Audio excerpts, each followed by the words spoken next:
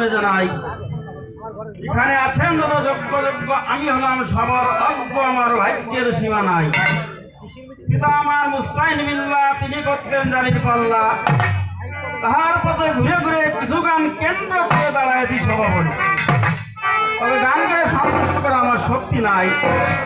আপনারা সবাই মিলে দিলে দোয়া, সেই দোয়ার জন্য দয়ালের মন যাবে গেলে আপনাদের পদধূলি অধমের পাপঙ্গে পাই।